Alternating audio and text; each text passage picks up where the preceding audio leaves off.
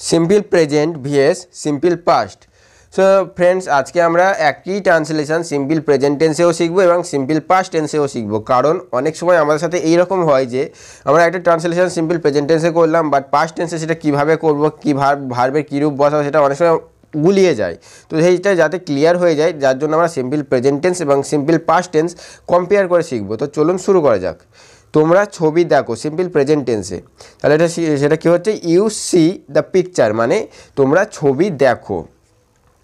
এটা পাস্ট টেন্সে কী হবে, তোমরা ছবি দেখেছিলে, মানে অনেক দিন আগে হয়ে গেছে বা অনেকক্ষণ আগে হয়ে গেছে দেখেছিলে, তাহলে সেটা you saw the picture. See এর just past form saw, you saw the picture.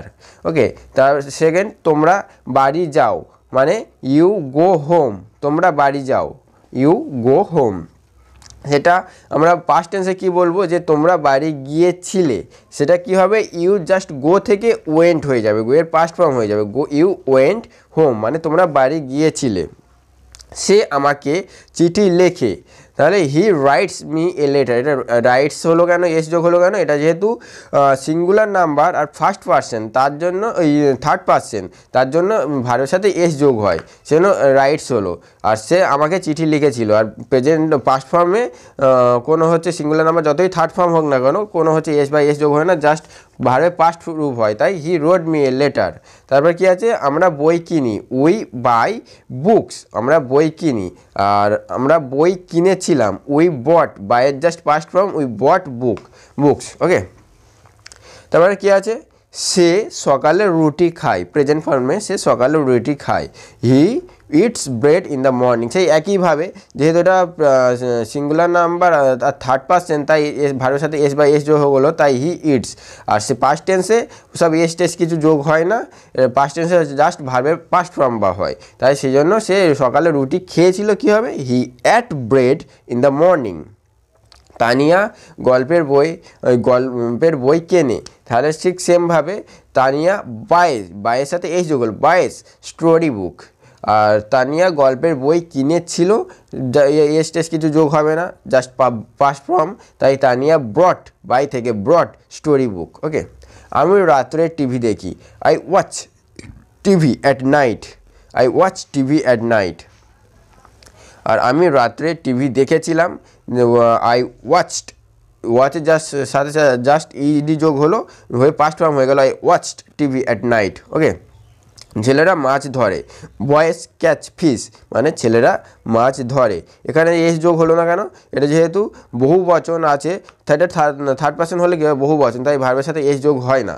আর ছেলেরা মাছ ধরেছিল, বয়েজ কট ফিশ, ক্যাচের সাথে যা পাস্ট টেন্স কট ফিশ। ওকে, তারপর কি আছে, আমরা গাছে জল দিই, উই ওয়াটার, জল দেওয়া মানে কি water, we water the plant, মানে আমরা গাছে জল দিই।